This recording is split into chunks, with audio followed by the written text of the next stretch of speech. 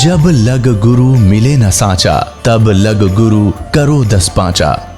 क्या गुरु बदल सकते हैं? क्या गुरु बदलने से पाप लगता है?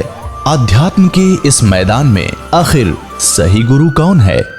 गीता जी में वर्णित तत्वदर्शी संत कौन है?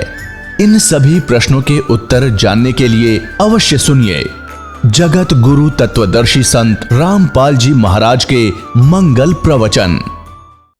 जो ही गरीबदास जी सिर पे चारा लिए हुए थे, पशुओं का जवार का पूरा बरोटा बंडल, तो वहां बैठे भगत पहले दंडोत प्रणाम किया गरीबदास जी को, जो उनके शिष्य बाहर के गांव से आए थे। गांव वाले नहीं थे उन समय उनके इतने, ये कुदरती हुआ कर दीवा तला अंधेरा होता ही है, दीवे के नीचे अंधेरा ही रहा करता था। तो राम राय ने सोचा भी ये कोई चौधरी साहब होगा और ये इसके नौकर नाकर हैं। और तो परमात्मा गरीबदास जी को पता, उसने पूछा उन जो भक्तों से, राम राय ने, कौन है ये? तो वो कहने लगे यही तो है गरीबदास जी महाराज। अब उस राम राय ने सोचा भाई देख 300 250 400 किलोमीटर आया, हरियो महाराज जी पाया, खुदा पाड़ निकली चुया, यानी ना इसका को माला पैर रखी, ना इसने सिर पर जटा रख रखी, ना यू कोई और एक भी लक्षण को नहीं साधु वाला था। लेकिन वो पहुंच गया था ठिकाने। गरीबदास जी ने वो सभी भक्तों को इधर उधर भेज दिया, किसी को बैलों को पानी पिलाने के लिए, किसी को चारा डालने के लिए, किसी को भाई 1 बाल्टी पानी भर जाओ मेरे लिए, मैं नहाऊंगा। और उसको कहा बैठ जा भाई राम राय, नाम भी नहीं पूछा था, परमात्मा ने कहा बैठ जा जो मुकरा, 2 मिनट बात करूंगा तेरे तो पाछे में। अब ये इस बात से प्रभावित हुआ कि मैंने नाम भी ना बताया, इसने दोनों नाम बता दिए, शायद कोई जानकार आदमी, इसलिए वो बैठ गया, ना चला भी जाता। जब गरीबदास जी स्नान करने लगे और उंगली के कोई रहट रूट में आकर चोट लग गई थी, खेत में काम करते समय उसका पट्टी बांध रखी थी गरीबदास जी ने।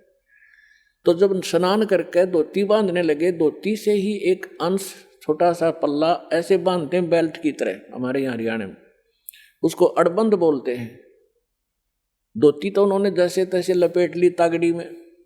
उस राम राय से कहा कि राम राय झुमकरा आइए सरदार जी, मेरी उंगली का चोट लग गई और यह बेल्ट बांध दे मेरी धोती की, अड़बंद बांधने लगे।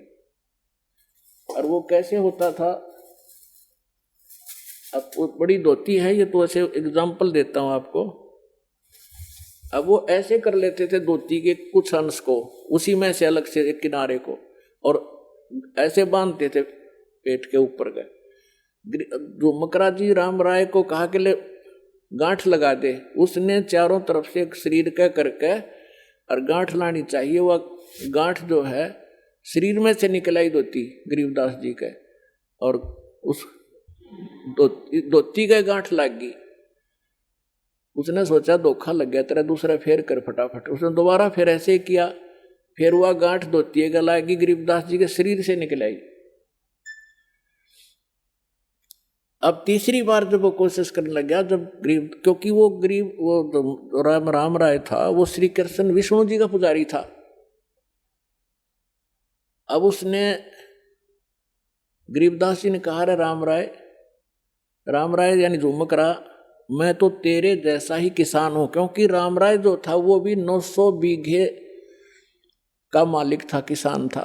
900 बीघा, पहले बीघा बहुत बड़ा होता था, यानी आज तो 5 बीघे का 1 एकड़ बनता है, और उस समय 4 बीघे का ही 1 एकड़ होता था ना। 2.5 बीघे से 3.25 बीघे का 1 बीघा, आज के 3.25 बीघा और उस समय का 1 बीघा, यानी 1.5 बीघा का किला बन जाता, ये समझ लो। 900 बीघा का मालिक था कौन? राम राय सरदार जी। और गरीबदास जी थे 1350 बीघा जमीन के किसान थे, यानी 2500 2,500 किले एकड़ समझ लो, यानी 2,500 बीघा के मालिक थे। 2,500 बीघा, बड़े बीघा जो बोले जाते थे, यानी 1350 के लगभग किले बनते हैं। इतने बड़े किसान थे गरीबदास जी, और वो 900 बीघा का जमींदार था। तो उसने ये आइडिया लगा रखा था, ये सुना हुआ भक्तों से 2-4 मिनट बात हुई जब गरीबदास जी नहा रहे थे और फिर वो चले गए। गरीबदास जी ने भेज दिया, जाओ तुम फलाना काम कर लो, कि ये बहुत बड़े किसान हैं, 2,500 बीघा जमीन है इनके और बड़े पहुंचे हुए महात्मा भी हैं। तो राम राय ये सोच रहा था कि वो मेरा कैसा किसान है, ये इसके नौकर नाकर होंगे और यहाँ पर, और ये इसके गुण गा रहे हैं। तो उसने जब गरीबदास जी ने कहा कि राम राय मैं तेरे जैसा व्यक्ति हूँ, किसान हूँ, पर धोती का गांठ क्यों ना लगती तेरे ते। जब उसने ऊपर ने देखा तो लीला होती है, परमात्मा ने वो शरण में लेना था। गरीबदास जी के सिर पर ऊपर का हिस्सा विष्णु जी का रूप हो गया और वो चारों हाथ हो गए, सिर पर मुकुट और छत्र, वो सुदर्शन चक्र घूम रहा था। राम राय ने चरण पकड़ लिए। थोड़ी देर में फिर देखा तो गरीबदास जी, तो उसने सोचा तेरे मन में वैसे तेरी अपनी ही सोच होगी या ये तो वैसे लग गया तेरा धोखा। और फिर वो उसके शरीर से निकल रही थी कि ये कोई जादूगर होगा, उसके मन में यहाँ अभी तक ये सेटिंग थी। फिर गरीबदास जी बैठ के रखा जा खाना खा पहले, फिर 2 बात कराएंगे सत्संग की। गरीबदास जी ने 4 घंटे सत्संग सुना उसको, सृष्टि रचना से लेकर यहाँ तक ब्रह्मा विष्णु महेश की सारी सतिथि बता दी, और किन मंत्रों से मोक्ष होगा ये इनसे जाप नहीं, और नानक साहिब जी ने कौन से मंत्र जाप किए थे वो तुम्हारे हाथ नहीं। तो तब उसने राम राय ने कहा था कि हे भगवान ये ज्ञान ओए होए आज तक किसी ने नहीं बताया परमात्मा, ये कहाँ छुपा था, क्या किसी को नहीं पता परमात्मा। गरीबदास जी कहते हैं कोटों मध्य कोई नहीं रे झूमकरा, अरबों में कोई गर्क सुनो रे झूमकरा, तत्व भेद कोई ना कह रे झूमकरा, ये पैसे ऊपर नाच सुनो रे झूमकरा। कि इस तत्व भेद से कोई परिचित नहीं है, ये सिर्फ पैसे के लालच में जंतर मंतर करते फिरते हैं ये संत। और कहते हैं करोड़ मनुष्यों में तुझे तत्वदर्शी संत नहीं मिलेगा, अरबों में कोई गुरुक, अरबों में गर्क mean complete in all respect. जैसे छोटा मोटा ज्ञान तक कबीरपंथी नकली भी रखते हैं, लेकिन इनके पास मंत्र नहीं, इनके पास अधिकार नहीं नाम देने का। तो बता, जैसे एक गांव में यदि 5,000, एक गांव में 5,000 आबादी है ना, तो उसमें कम से कम भी 4,000 गुरु पावेंगे। कैसे पावेंगे? जैसे किसी बहन के बालक का दिक्कत हो रही है, एक बुढ़िया आवेगी पड़ोसन, ए बेटी इसका 12 लीका हो गया, इसके ऐसे 100 रुपया रख दे बोल गए। दूसरी आओगी 72 लीका बतावेगी, चौथी बतावेगी वही कमोई का बता देगी, इसका फलानी कर दे, कोई कहेगी चौराहे की माटी लाके इसके ऊपर गए फेंक दे। यानी ये सारे गुरु जैसे कर्म करते हैं, लेकिन कख नहीं पता। कोई रामकृष्ण की साधना बताता है, कोई किसी की बताता है। तो इस प्रकार के कहते हैं अरबों करोड़ गुरुओं, करोड़ मार्गदर्शकों में भी तुझे कोई संत नहीं मिलेगा, अरबों में कोई गुरक सुनो रहे जो मकरा। तो इसी प्रकार गीता अध्याय नंबर 7 के श्लोक नंबर 19 में कहा है कि बहु नाम जन्मानाम अंते ज्ञानवान माम प्रवर्तते। और वासुदेव सर्वमिति स महात्मा सुदुर्लभ है। तो पुण्यात्माओं, ये दास है वो महात्मा, और वो अरबों में एक ये दास है।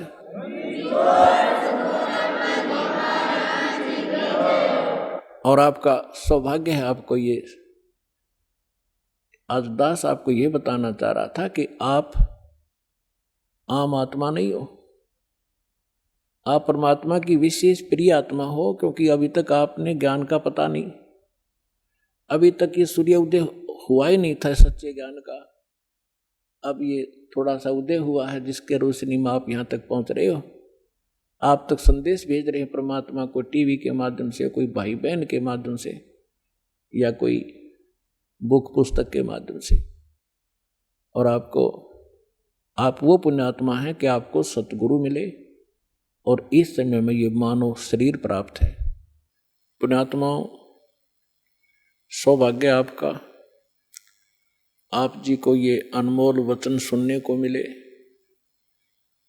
और इन भक्तों के इन अनुभवों से जो परमात्मा सुख देता है, हम परमात्मा को इसलिए याद करते हैं कि जब तक हम शरीर में रहें, हमारा शरीर स्वस्थ रहे, हमारे बच्चे ठीक रहें, हमारे परिवार पर कोई आपदा ना आवे, तो इन सभी संकटों से केवल कबीर परमात्मा ही बचा सकते हैं।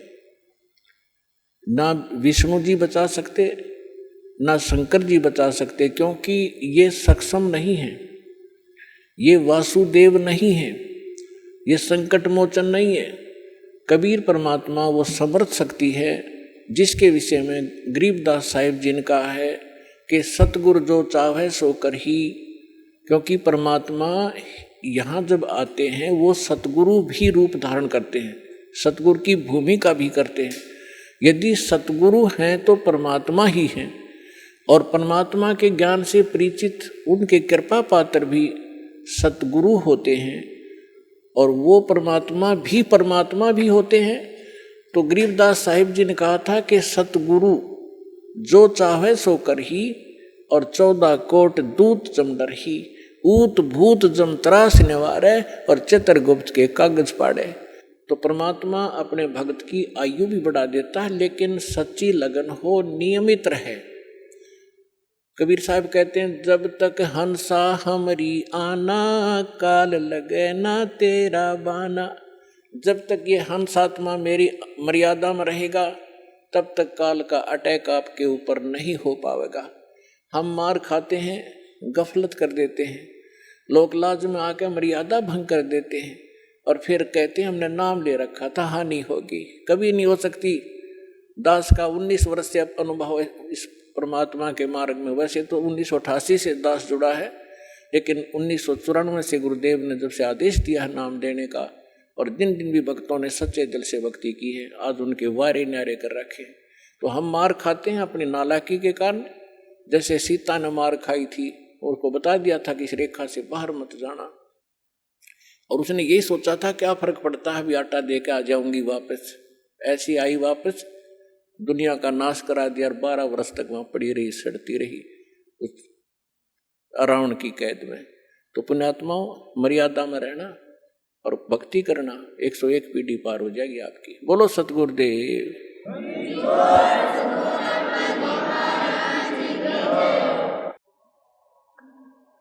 परम पिता परमात्मा पूर्ण ब्रह्म, सारी सृष्टि के रचनहार कबीर परमेश्वर जी की असीम कृपा से आप सभी पुण्यात्माएं सत्संग सुनने के लिए उपस्थित हुए।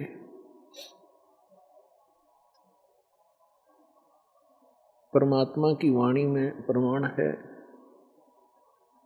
कि लख बर सूरा जूझ ही, लख बर सावत दे, लख बर यति जहान में, तब सतगुरु शरणा ले।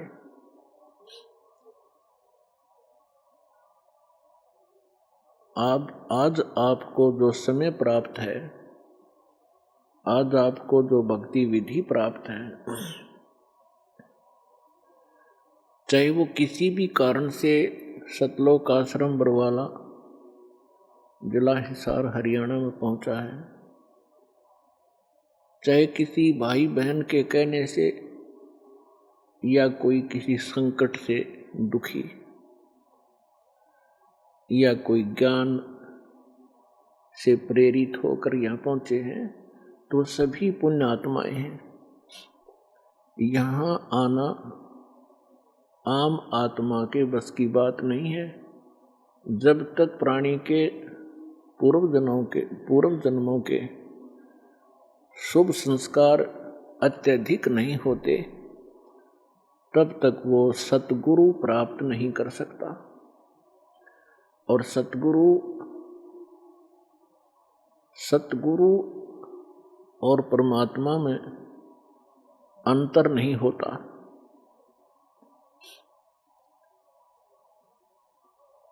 प्रमाण दिया है कि लखबर सूरा जूझ ही,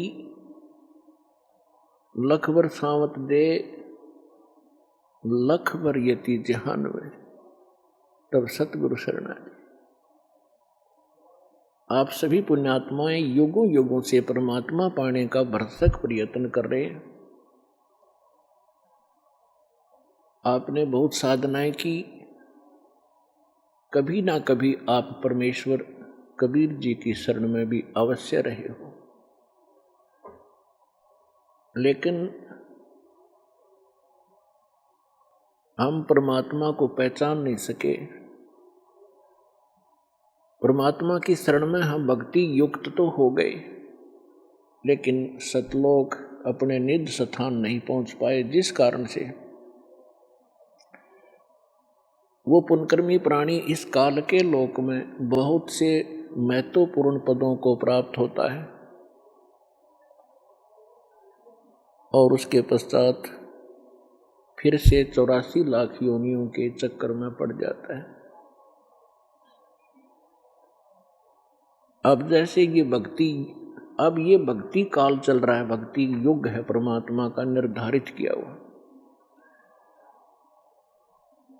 और इसमें अरबों खरबों की संख्या में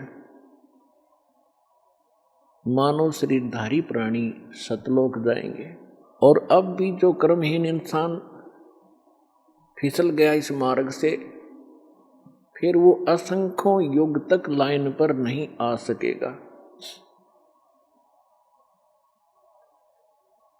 तो क्या बताते हैं, लखबर सूरा जूझही। अब जैसे ये भक्ति काल चल रहा है, हजारों युग तक ये सत साधना चलेगी, और फिर इस भक्ति को करते हुए प्राणी बीच में कोई फिसल गए, भक्ति नहीं करी, बीच में छोड़ दिया, तो फिर वो आत्माएं इस काल के जाल में फंसी रह जाएंगी। और इसने यहाँ अपना एक धंधा चला रखा है, रेस्टोरेंट बना रखे हैं ऊपर के लोकों में।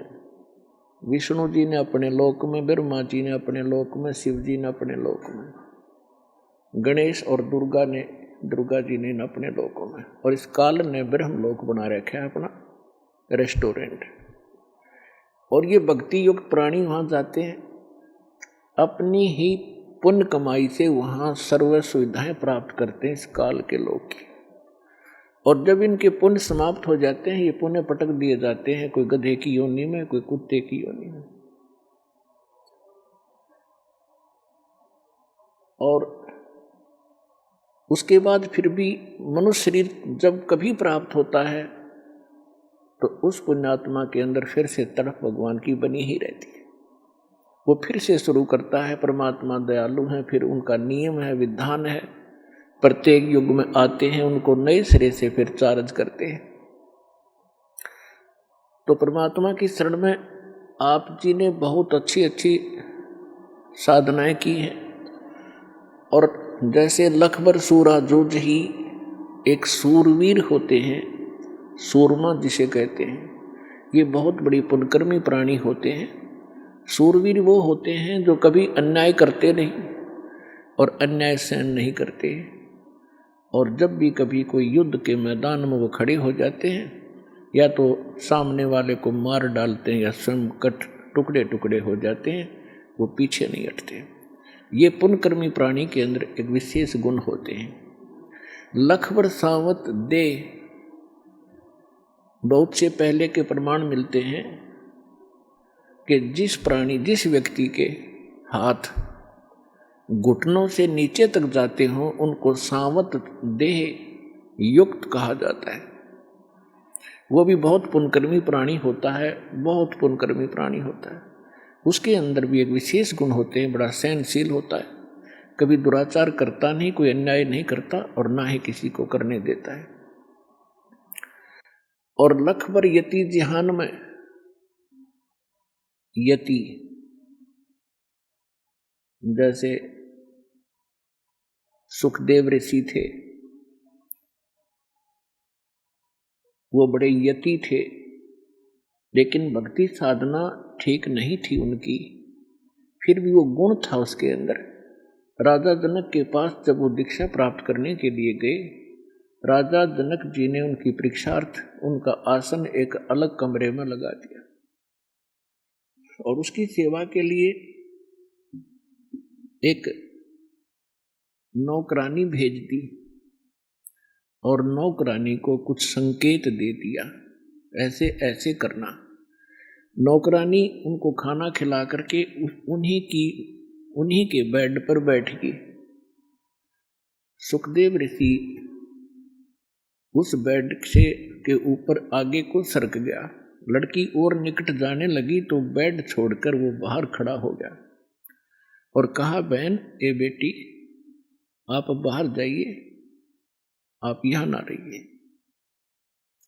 जब उस लड़की ने जाके राजा जनक से बताया कि ये ऐसे ऐसे किया और ये महापुरुष बहुत ही सूचे हैं, तो वो यति कहलाता है। तो यहां परमात्मा कहते हैं, लखबर सूरा जो जही, लखबर सावत दे, और लखबर यति जहान में, तब सतगुरु शरणा ले। तो आप जी ऐसे ऐसे भी रहे हो, सदा ऐसे नहीं जैसे आज आप कोई किसी रोग से पीड़ित है, कोई किसी टेंशन से ग्रस्त है, आप ऐसे नहीं थे। इस कलयुग ने हमारा सारा काम बिगाड़ दिया। इस काल भगवान ने हमें भक्तिहीन और शुभ संस्कारहीन कर दिया। फिर इसी के साथ साथ बताया है कि जो सत साधना नहीं करते, जिनको सतगुरु नहीं मिलते, उनके विषय में बताया है कि जैसे एक समय गोरखनाथ जी और परमेश्वर कबीर जी की गोष्ठी हुई थी और गोरखनाथ जी ने अपनी सिद्धि विद्धि दिखाई थी, परमात्मा ने उसकी सारी सिद्धि फेल करके और उसको फिर सेट किया था। गोरख जी को ये ज्ञान सुनाया था। गोरखनाथ जी इस ज्ञान से को ग्रहण करके वक्ता बन गए और इस ज्ञान के अंदर इतनी कसक है, प्रत्येक आत्मा इससे प्रभावित होती है जो दास आपको सुना रहा है। और कोई नालायक आदमी आप पे वक्ता बनकर फिर नाम देने लग गया तो वो अपने कर्म तो बिगाड़ता ही है और भी बहुत से प्राणियों का नाश करने का, उनके जीवन नाश करने का दोष भी अपने सिर पर ले जाता है। तो गोरखनाथ जी ने ऐसा ही किया। इस ज्ञान के आधार से लाखों लोगों को अपने पीछे लगाया, जिसमें बहुत से राजा लोग भी प्रभावित हुए, पर उसके पास ज्ञान नहीं था। ज्ञान मीन वो मंत्र नहीं था जिसका मोक्ष हो। ज्ञान अलग चीज है, समाधान मूल वस्तु है। तो यहां सूक्ष्म वेद में गरीबदास साहिब जी ने कहा है, परमात्मा से प्राप्त इस ज्ञान के आधार से कि गोरख से ज्ञानी गणे और सुखदेव जति जहान और सीता सी बहु भारिया पर संत दूर स्थान। क्या बताते हैं कि गोरख जैसे ज्ञानी परमात्मा के इस ज्ञान में सुनकर बहुत से मिल जाएंगे और सुखदेव जैसे यति भी बहुत मिल जाएंगे जो अपनी नेक नीति से रहने वाले, और सीता जैसी सती बहन बहुत मिल जाएंगी पत्नी, लेकिन संत बड़ी मुश्किल से मिलेगा। गोरख से ज्ञानी गणे सुखदेव जति जहान और सीता सी बहु भारिया, लेकिन संत दूर स्थान, संत के घर बहुत दूर है। तो पुण्यात्माओं, अभिमान ना समझना इस दास का। आज वर्तमान में आपको ये संत मिला है, परमात्मा कबीर जी की दया से आपके ऊपर विशेष रहम किया परमात्मा ने। इस रजा को बनाए रखना, बिगाड़ना नहीं। बिगाड़ते देर नहीं लगती, बनते बहुत समय लगता है। तो पुण्यात्माओं, ये वो समय चल रहा है जो पूर्व में निर्धारित किया गया था परमात्मा द्वारा। आज आपको थोड़ा सा ज्ञान सुनाएंगे। परमेश्वर कबीर जी ने अपने द्वारा रची हुई सृष्टि को अपनी प्यारी आत्मा धर्मदास जी को सुनाया। पुण्यात्माओं, आप जी को इस दास के इस ज्ञान से, जो परमात्मा कबीर जी द्वारा दिया हुआ ज्ञान है, उसके आधार से इतना तो आभास हो चुका है जैसे ज्ञान गंगा नामक पुस्तक को भी पढ़ा, सत्संग भी सुनते रहते हो, कि न तो ब्रह्मा जी को ज्ञान, न विष्णु जी को ज्ञान, न शंकर भगवान और देवी और ब्रह्म को कंप्लीट स्पिरिचुअल नॉलेज इनको भी नहीं है, क्योंकि अपने द्वारा रची हुई सृष्टि को परमात्मा स्वयं ही आकर बताते हैं। और परमेश्वर चारों युगों में आते हैं, अपने द्वारा रची हुई सृष्टि को स्वयं ही ज्ञान कराते हैं, वही सही सही बताते हैं। उन्होंने 600 वर्ष पहले अपनी प्यारी आत्मा धर्मदास जी से कहा था कि धर्मदास जी, जब तक ये मानव, ये प्राणी मेरे द्वारा रची हुई सृष्टि के इस ज्ञान को ठीक से नहीं समझेंगे, तब तक ये कोई भी अध्यात्म ज्ञान ग्रहण नहीं कर सकते और न ही इनको किसी भी अध्यात्म ग्रंथ का कोई सिर पैर पता लग सकता। तो ये जो सृष्टि रचना है, ये एक मास्टर की है आध्यात्मिक इस मार्ग को समझने के लिए। तो परमात्मा ने 600 वर्ष पहले आकर बताया था अपने प्यारी आत्मा धर्मदास जी को कि सृष्टि रचना कैसे की मैंने, और आप जी यहाँ इस काल के जाल में कैसे फंस गए, आपकी क्या हालत है, कोई जीवन है आपका। भले ही हम देखम देखा एक दूसरे को देख कर यहाँ टाइम पास कर रहे हैं, और अज्ञानता के कारण हम अपने आप को बहुत चतुर भी समझ बैठे हैं, क्योंकि थोड़ी सी शिक्षा होगी, कोई डॉक्टर बन गया, कोई इंजीनियर, कोई राजनेता बन गया, कोई वकील एडवोकेट, कोई जज बन गया, और हम अपने आप को घना इंटेलिजेंट और चतुर मान बैठे। हम आज भी चाहे कुछ भी, कितनी ही एजुकेशन आपके पास है, आप केवल जीव हैं, हम सभी अभी तक जीव हैं, और जीव की कोई औकात नहीं है। आज मृत्यु हो जाती है, चाहे राष्ट्रपति बना हो, कल गधा बन जाएगा। जो भक्ति नहीं करता तो खाक पर बूता यहाँ की।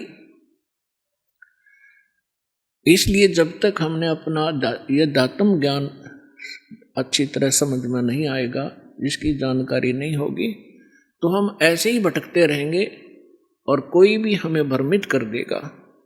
कबीर साहब कहते हैं कि ज्ञान संपूर्ण हुआ नहीं, हृदय नहीं छिदाया, इस देखा देखी भक्ति का रंग नहीं ठहरा। अब परमात्मा एक, सब मानते हैं। जब परमात्मा एक है तो उसके पाने का मार्ग भी एक ही है, अनेक नहीं हो सकते। तो फिर ये नाना धर्म कैसे बन गए, ये भिन्न भिन्न पंथ और दर्शक कैसे पनप गए? क्योंकि हमें ज्ञान नहीं, इन्होंने हमारा अंडोला बना रखा है, इन्होंने हमारा साइकिल बना रखा है। अब एक संत के पास जाते हैं, वो इतने चतुर हो ही जाते हैं ज्ञान अटपट करके कि आम जनसाधारण को वो मूर्ख बना ही सकते हैं, भ्रमित कर ही सकते हैं। तो हम कभी किसी संत के पास गए, कभी किसी पंथ में, कभी कोई मजहब ग्रहण किया, लेकिन अब तक हम यही भटक रहे हैं, क्योंकि हमें सृष्टि रचना का और यथात्म ज्ञान और सतगुरु नहीं मिले, जिस कारण से हम अपना मानव जीवन असंख्यों बार बर्बाद करके, नष्ट करके, और एक हारे हुए जुआरी की तरह हाथ झाड़ कर चले गए। अब पुण्यात्माओं, आपके ऊपर रहम किया दाता ने, और अब भी नहीं पहचानोगे इस गंदे लोक को, क्योंकि एजुकेशन आपके पास है, इतना समझदार आपको बना दिया है कि आप आसानी से अपना भला और बुरा खूब सोच सकते हैं। और सदग्रंथों में प्रमाण परमात्मा के ये दास आपके रूबरू कर ही रहा है, जो आज तक के ऋषि महर्षि मंडलेश्वरों को ये नहीं प्राप्त हुए।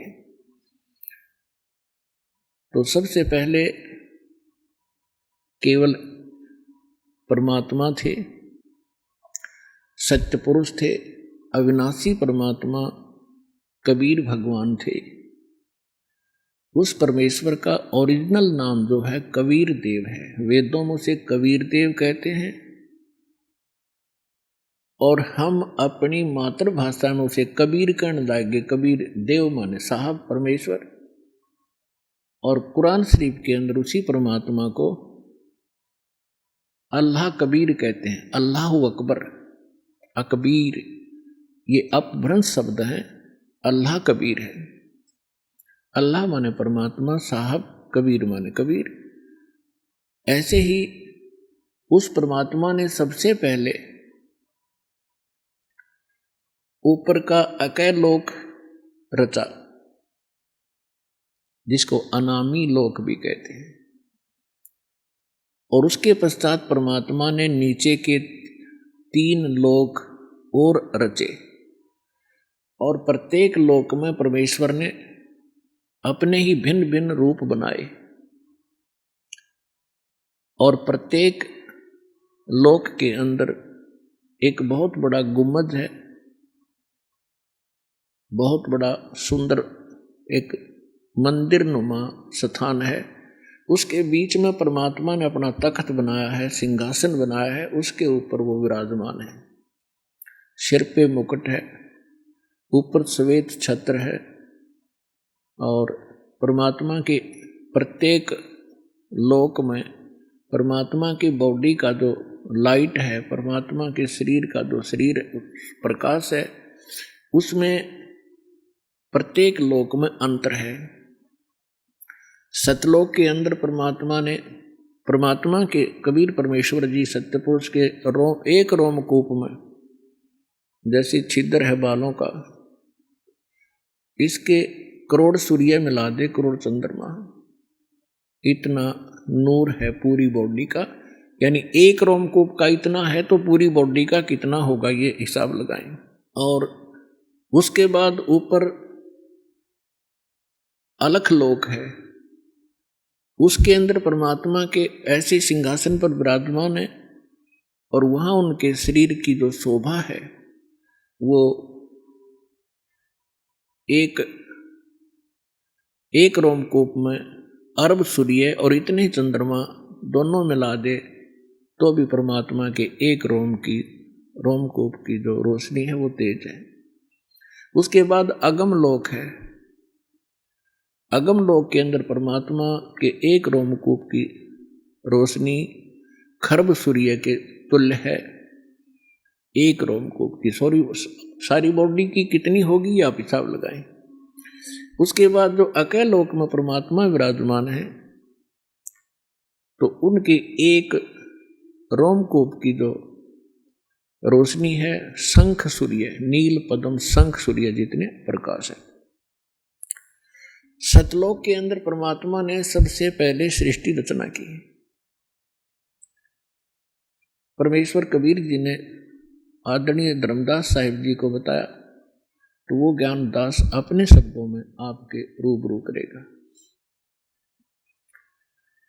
सबसे पहले परमात्मा ने एक वचन से 16 द्वीपों की रचना की सत्यलोक में। और फिर परमेश्वर ने अपने वचन से 16 सुत उत्पन्न किए, 16 पुत्र। प्रत्येक को एक एक द्वीप में रहने का आदेश दिया। कुछ समय उपरांत परमात्मा ने अपने उन्हीं 16 उत्पन्न पुत्रों में से, जिनमें से एक अचिंत है, उसका नाम अचिंत है, उससे कहा कि आप सृष्टि रचना करें। और परमात्मा ने उसको शक्ति दे दी, वचन दे दिया, आशीर्वाद दे दी। अचिंत ने अपने वचन से अक्षर पुरुष की उत्पत्ति की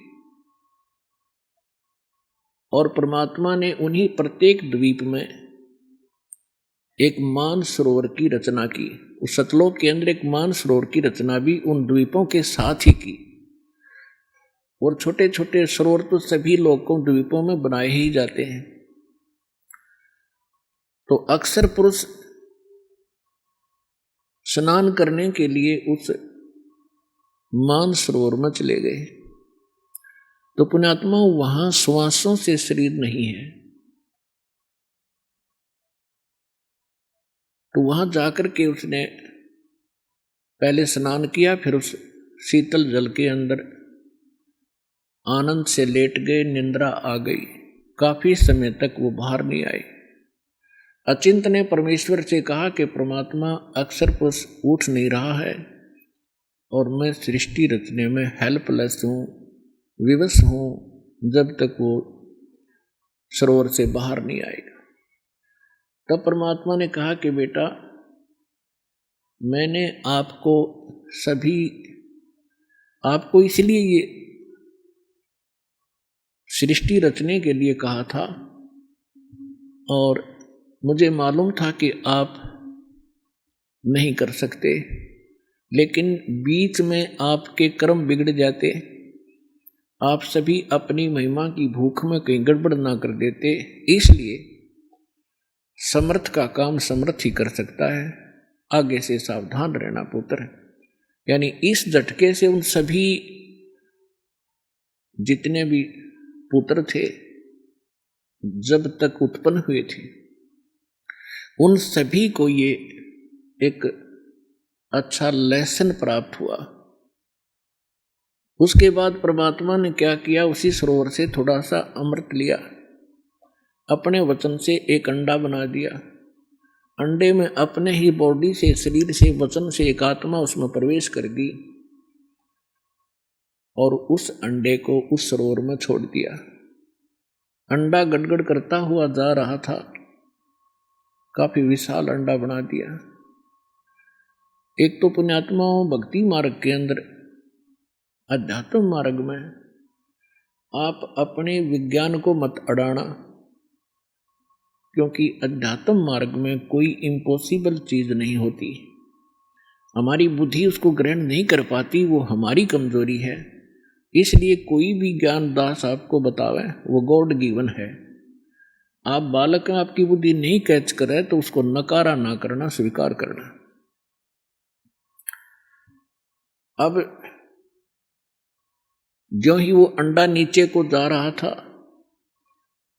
अक्सर पुरुष की निंद्रा भंग होगी। जैसे कोई किसी को अधूरी निंद्रा से जगा दे किसी कारण से भी, तो उसको थोड़ा सा क्रोध होता है। इसी शोर आवाज से वो जागा और क्रोध से देखा कि किसने मेरी निंद्रा भंग करी। वो कोप अंडे में प्रवेश हुआ, जिस कारण उस कोप से अंडा फट गया। उसमें से ये ज्योत निरंजन सर्वपुरुष निकला। परमेश्वर ने कहा कि तुम दोनों बाहर आओ और अचिंत के द्वीप में चले जाओ।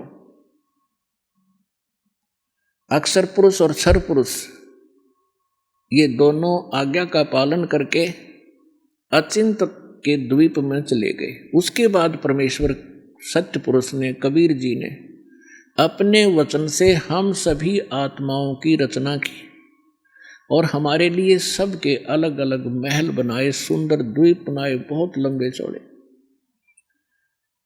और पूरे सतलोक को सदाबहार वृक्षों से युक्त कर दिया। और वहाँ का जो मटेरियल है, वहाँ के जो पदार्थ हैं, बहुत ही स्वादिष्ट और कभी नाश न होने वाले, कभी समाप्त न होने वाले हैं। फिर क्या हुआ, कुछ दिनों के बाद इस ज्योत निरंजन के अंदर एक खरपतवार पैदा हुआ, खुरापात। इसने क्या विचार किया कि हम 3 जने एक द्वीप में रह रहे हैं और सभी जितने हमारे भाई हैं वो अन्य भिन्न भिन्न द्वीपों में रह रहे हैं। तो उसने क्या अपनी बुद्धि से सोचा, उसने तप शुरू किया जब 70 युग तक तप कर लिया तब परमात्मा ने पूछा कि ज्योत निरंजन आप क्यों तपस्या कर रहे हो, किस चीज की आवश्यकता है तुझे।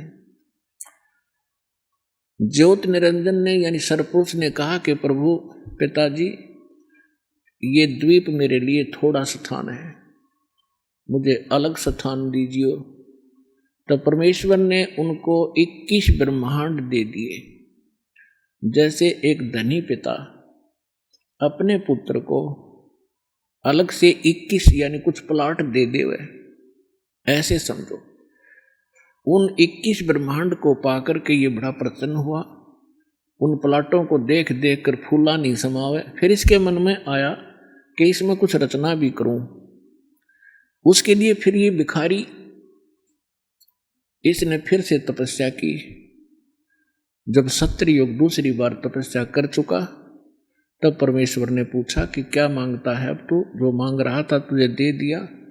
तब इसने कहा कि परमात्मा है पिता, कुछ सृष्टि रचने की सामग्री प्रदान करें ताकि मैं कुछ रचना करूं। तब परमेश्वर ने, कबीर भगवान ने इसको 5 तत्व और 3 गुण दे दिए। अगले बेटा तू खेल खिलौनों से। इसने ये 21 ब्रह्मांड परमात्मा ने सतलोक के एक कोने में बाहर कर दे दिए इसको। जैसे एक अपनी राजधानी दिल्ली है, एक तो मेन बाजार आदि का स्थान है, एक बाह्य दिल्ली जिसमें विलेज क्षेत्र आता, गांव का ग्रामीण क्षेत्र है। ऐसे इसको बाहर की तरफ 21 प्लाट दे दिए। फिर इसने सोचा कि इसमें कुछ जीव हों, कंस्ट्रक्शन भी कर ली। और अकेले का मन नहीं लगता, कुछ आत्मा प्राप्त करूं। और पुण्यात्माओं, हम क्यों फंसे यहां, हमने क्या गलती करी। जब ये तपस्या कर रहा था, कभी इस पैर, एक पैर पे खड़ा होता था, कभी दूसरे पे खड़ा होता था। हम इसकी इन अदाओं पर फिदा हो गए और हम परमात्मा को भूलकर जो सर्व सुख हमें दे रहा था इस पर आसक्त हो गए।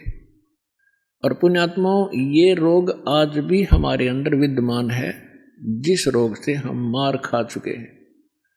जैसे एक हीरो या हीरोइन अपनी रोजी रोटी के लिए अटपट करते हैं, वो चटक मटक करते हैं, कलाबाजी करते हैं। और ये भोले बच्चे, युवा वर्ग, उनका ड्रामा देख के, उनकी एक्टिंग देख करके उन पर आसक्त हो जाते हैं। ये मेरा फेवरेट हीरो है, ये मेरी फेवरेट हीरोइन है। तो यह बुद्धि हमारी वहाँ से चली थी, बुद्धि भ्रष्ट हुए हम। अब यहाँ कोई बरवाला में आ जावे कोई अभिनेता, इन जवान बच्चों को देखे उड़ा कितनी भीड़ लग जाएगी। और 1 किलोमीटर खड़े खड़े देखेंगे, देखो खड़ा स्टेज पर वह खड़ी, लेना एक ना देने दे, धक्के खा आ जाए। वो अपनी रोजी रोटी के लिए बकवाद करते हैं पर ये उनके आसक्त हो गए। तो ये रोग हमारा वहां से लगा था। तो उस समय हम अपने मालिक ने भूल गए, इसकी तरफ देख बहुत आसक्त हो गए। परमेश्वर ने बहुत बार आकाशवाणी की कि बच्चों तुम मस्त रहो, इसकी क्रिया पर ध्यान ना दें। हम ऊपर से तो सावधान हो गए पिता की आकाशवाणी सुनकर, लेकिन अंदर से उसके प्रति हमारी कसक विशेष बनी रही। वो अंतर्यामी है, वो जान गए कि ये प्राणी अब यहाँ रहने के योग्य नहीं। जो उस ज्योत निरंजन की रेंज में थे और जो उसको देख रहे थे वो सभी आसक्त हो गए और असंख्यों। फिर उस ज्योत निरंजन ने परमात्मा फिर तप शुरू किया। जब 64 युग तक इसने तप कर लिया तब परमेश्वर ने पूछा कि भाई तूने जो मांगा था वो सारी वस्तु दे दी, अब क्यों हट कर रहा है, अब क्या चाहता है। तब इसने कहा पिताजी मुझे कुछ आत्मा दे दो, अकेले का दिल नहीं लगता। परमेश्वर ने कहा कि भी देखो 64 युग तूने तप किया, तीसरी बार, इसकी प्रतिफल में और तुझे दे सकता हूं, प्लाट कितने ले ले ब्रह्मांड, पर आत्मा नहीं दे सकता। ये मेरा अंश है, मेरी वचन से उत्पन्न हुए हैं, ये मेरी आत्मा है, मेरे शरीर से निकली है। अपन आत्माओं, आप किसी माई बहन से पूछकर देखना। वैसे तो परमात्मा की वाणी में लिखा है कि पिता को पुत्र या पुत्री संतान बहुत प्रिय होती है, बालक, लेकिन माँ को उस पिता से भी 100 गुना ज्यादा प्रिय होते हैं बच्चे, ये स्वाभाविक है। तो इसी प्रकार उस परमात्मा के हम बालक हैं, हम उसकी बॉडी से निकले हैं, उनका एक विशेष लगाव है हमारे से, लेकिन हम बच्चे हैं, बच्चे वाली बातें करते रहते हैं। लेकिन किसी भी बच्चे पर आपत्ति आती है तो माता पिता कितने दुखी होते हैं वो वही जान सकते हैं। तो कहने का भाव ये है कि जब उसने 64 युग तप किया तो परमात्मा ने कहा, भाई आत्मा तो मैं दूं नहीं, और प्लाट ले ले, कितने ब्रह्मांड ले सकता है। फिर परमात्मा ने कहा, एक शर्त है, यदि कोई आत्मा स्वयं आपके साथ जाना चाहते हो तो वो जा सकते हैं। तो पुण्यात्मा, यो काल भगवान हमारे पास आया, जितने भी यहाँ चीटी से लेकर हाथी तक, रंग से लेकर राजा तक, ब्रह्मा विष्णु महेश तक और दुर्गा तक, जितने भी ये देव हैं, ये सभी हम इस काल के जाल में वहाँ ऐसे फंसे। ये हमारे पास आया और हमारे से कहा, आप देखकर इसके चारों तरफ खड़े हो गए, जैसे ही रोन देख कर बालक खड़े हो जाते हैं। तब इसने कहा कि मैंने पिताजी से तपस्या करके ऐसे ऐसे 21 ब्रह्मांड प्राप्त किए हैं, आप हमारे साथ चलोगे? वहाँ ऐसे बनाऊंगा, ऐसे बनाऊंगा, और वहाँ ऐसे बनाएंगे, ऐसे रहा करेंगे। तो हमने क्या कहा कि यदि पिताजी आज्ञा दे दें तो हम चलने को तैयार हैं। तो ज्योत निरंजन ने फिर से परमात्मा से प्रार्थना की और कहा, जी कुछ आत्माएं मेरे साथ जाने के लिए एग्री हैं, आपकी आज्ञा चाहते हैं। तो परमात्मा हमारे पास आए, और हमसे पूछा कि भाई बोलो, कौन कौन इस ज्योत निरंजन सरपुरुष के साथ इसके लोक में जाना चाहते हैं, वो हाथ खड़ा करें। अब हम पिता के सामने, क्योंकि वो पहले कह चुके थे कि इसके ड्रामे न मत देखो, अपना मस्त रहो, ये इसका कार्य उचित नहीं है। तो हम बहुत ज्यादा लज्जित हो गए और नीची गर्दन करके बैठ के सभी सन्नाटा छा गया, कोई नहीं बोला।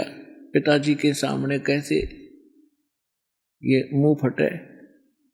तब परमेश्वर ने कहा कि ज्योति निरंजन, आप तो कह रहे थे, तू तो कह रहा था कि बहुत सी संख्या में मेरे साथ चलने को तैयार है। आइए अब हम उन श्रद्धालुओं के अनुभव जानते हैं जो जगत गुरु तत्वदर्शी संत रामपाल जी महाराज जी से दीक्षा प्राप्त कर चुके हैं तथा उनके द्वारा बताए गए भक्ति मार्ग पर चल रहे हैं। बहन जी नमस्कार। सत साहब जी। क्या नाम है आपका? जी ममता। कहाँ से आए हैं आप? जी हम लोग गांव सतनौर, डिस्ट्रिक्ट होशियारपुर, पंजाब से आए हैं।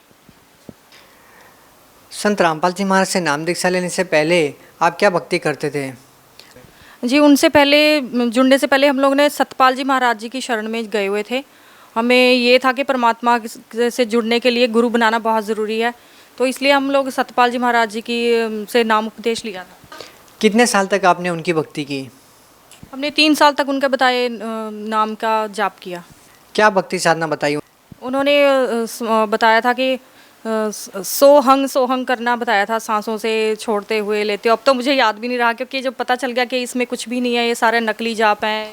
फिर उस भक्ति साधना से आपको क्या लाभ मिला? कुछ लाभ नहीं मिले जी। परेशानियां तो उससे पहले भी बहुत सारी चल रही थी।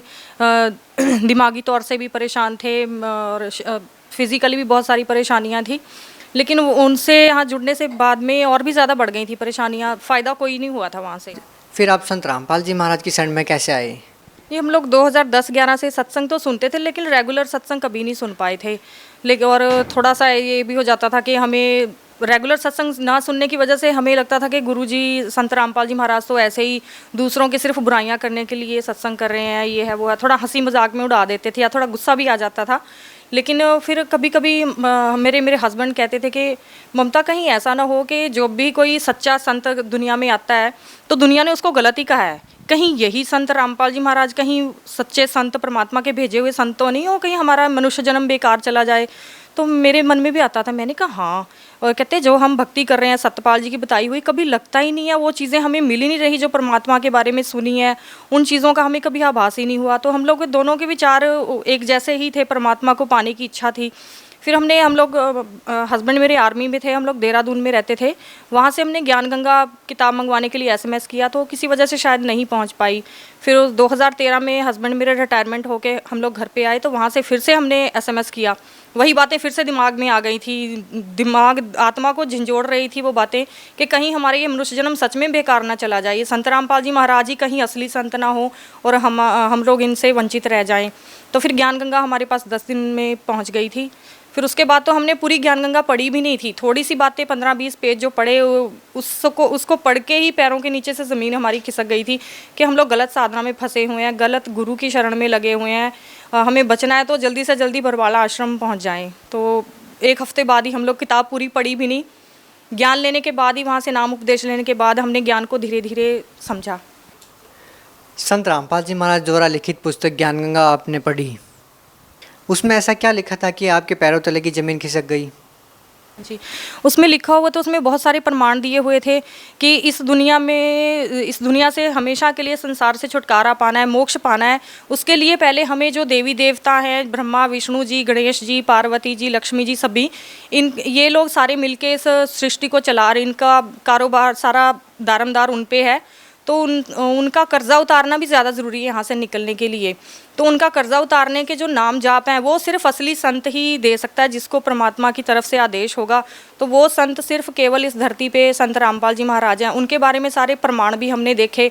श्री गुरु नानक देव जी ने भी उनके बारे में लिखा हुआ है कि जो संत इन देवी देवताओं की उत्पत्ति के बारे में बताएगा, सृष्टि रचना के बारे में बता देगा खोल के, और कैसे किस किस देवता की उत्पत्ति कैसे हुई, जो भक्ति कैसे करनी है, सारा खोल के इस वृत्तांत को समझा देगा, रहस्य को, वही संत पूर्ण संत होगा। लेकिन कुछ अन्य संत रामपाल जी महाराज से खफा हैं। वो कहते हैं कि संत रामपाल जी महाराज उनकी निंदा करते हैं। आप क्या कहना चाहेंगे? हमारे हिसाब से पहले जैसे हम लोग दूसरे संत की शरण में, अब तो संत कहना भी हमें वो लगता है कि संत है ही नहीं कोई संत रामपाल जी महाराज के सिवा, क्योंकि हम लोग सारा सच झूठ जान चुके हैं। उनको सिर्फ इस बात से शायद चिढ़ होती है कि पता उन लोगों को भी है कि उनके पास कोई भक्ति नहीं है, कोई परमात्मा का रास्ता नहीं है, ज्ञान नहीं है। इस चीज़ का आभास जब हम लोग कर सकते हैं कि वो उन नकली संतों से भक्ति लेके जो कर रहे थे उससे हमें कुछ महसूस नहीं हुआ था, एहसास नहीं हुआ था, तो उन संतों को भी ये पता है कि हमारे पास कुछ नहीं है और हम लोग कुछ नहीं कर सकते। इसलिए वो उनको ये है कि हमारी दुकानें बंद हो जाएंगी। संत रामपाल जी महाराज सच्चाई दुनिया को खोल के बता रहे हैं, सबूतों के साथ दुनिया की आंखें खोल रहे हैं, तो उन्हें डर पड़ा हुआ है कि हमारी दुकानें कहीं बंद ना हो जाएं। देखिए, संत रामपाल जी महाराज के बारे में ऐसा भी कहा जाता है कि वो देवी देवताओं की भक्ति भी छुड़वाते हैं। जो लोग वर्षों से देवी देवताओं की पूजा करते आ रहे हैं, व्रत आदि करते आ रहे हैं, उनका एकदम से देवी देवताओं की साधना छोड़ना कहाँ तक सही है? क्या संत रामपाल जी महाराज देवी देवताओं की भक्ति छुड़वाते हैं? नहीं जी, वो देवी देवताओं की पूजा नहीं छुड़वाते। उनको मानने का, उनकी आराधना करने का सही रास्ता बताते हैं कि किस तरह से उनका किस जाप से हमें उनसे सुविधाएं मिलेंगी, उनसे लाभ प्राप्त होंगे। मैं बचपन से किसी देवी देवता को नहीं मानती थी। हमारे घर में हिंदू परिवार से रिलेटिव हूँ, लेकिन घर में सब पूजा पाठ होते थे, व्रत भी होते थे, लेकिन मैं 8-9 साल की उम्र में भी मैं उन चीज़ों को मानने को तैयार नहीं होती थी। मेरे मायका चंडीगढ़ एरिया में पड़ता है, कुराली रोपड़, वहाँ गुग्गा जी का बहुत प्रभाव है। तो गुग्गा जी की बहुत मान्यता होती थी। तो घर में जब कुछ उनका पूजा पाठ होती थी तो मैं बिल्कुल गुस्से में आ जाती थी कि मुझे इन चीज़ों के सामने मत झुकने के लिए बोलना। मैं नहीं मानती कि इन चीज़ों से परमात्मा मिलता होगा। अब पता चल रहा है कि वो पिछली जन्म की भक्ति का असर था। कबीर साहब से हम जुड़े हुए थे पिछले जन्मों में, इसलिए वो बचपन से ही वो मन वहाँ उस तरफ नहीं टिक रहा था। लेकिन अब संत रामपाल जी महाराज द्वारा जो भक्ति बताई है, देवी देवताओं के उन्होंने हमें जाप दिए हैं, उनसे हमारे कर्जे मुक्त होंगे और हमें सुविधाएं मिलेंगी, फिजिकली भी और दिमागी तौर पे भी, हर तरह से। आपको क्या क्या लाभ मिले संत रामपाल जी महाराज से नाम दीक्षा लेने के बाद? जी हाँ, मैं शादी के बाद मुझे घर में बहुत ज़्यादा टेंशन्स हुई थी, काफ़ी मेंटली डिस्टर्ब रही मैं। डिप्रेशन की वजह से मुझे माइग्रेन हो गया था और छींकों की प्रॉब्लम भी हो गई थी। मुझे दिन में जब छींक शुरू हो जाते थे तो किसी दवाई से बंद नहीं होते थे। 150 छींक, 200 छींक ऐसे हो जाते थे। मैं एकदम उठने लायक नहीं होती, लेकिन सब घर में सब कुछ देखना भी पड़ता था। तो उन चीज़ों से काफ़ी फ़ायदा मिला है। भक्ति करने से धीरे धीरे वो चीज़ें बिल्कुल ख़त्म हो रही हैं। संत रामपाल जी महाराज जी अपने श्रद्धालुओं को नाम दीक्षा देने से पहले कुछ नियम बताते हैं, वो नियम कौन से हैं? वो जो भी नियम बताते हैं वो सारे बुराइयों से हटके हैं। सिर्फ हमें बुराइयां छोड़नी है, किसी से बेईमानी नहीं करनी है, किसी का हक नहीं मारना है, किसी से गाली गलौच नहीं करना है, बस किसी के साथ नाइंसाफ़ी नहीं करनी। हाँ, रिश्वत नहीं लेनी है और किसी से ना रिश्वत लेनी है ना किसी को देनी है, किसी के बुरे काम में सहायता नहीं करनी है, नशा नहीं करना है, बीड़ी सिगरेट शराब तंबाकू।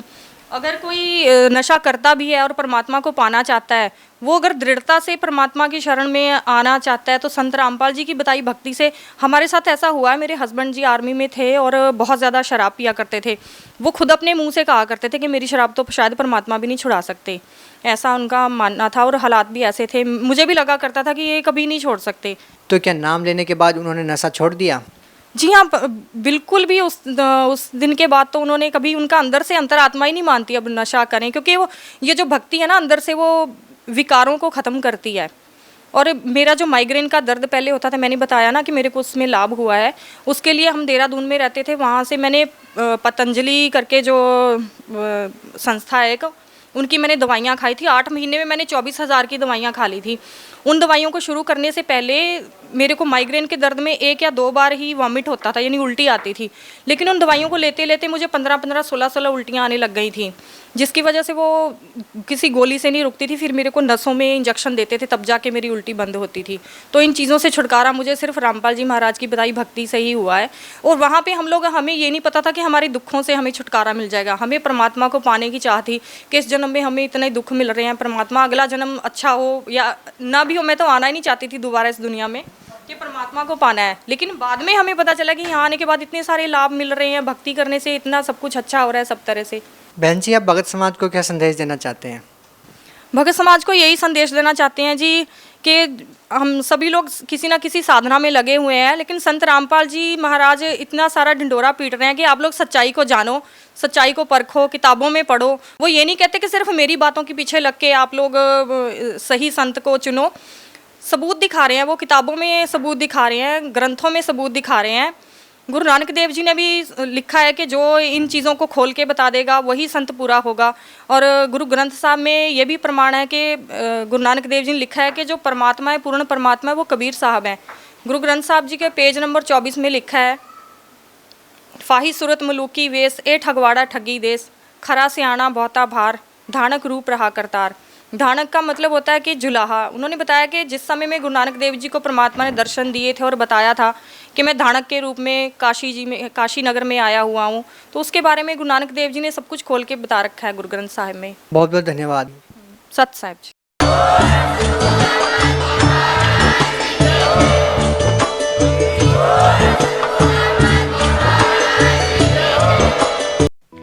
आप सुन रहे थे जगत गुरु तत्वदर्शी संत रामपाल जी महाराज के मंगल प्रवचन।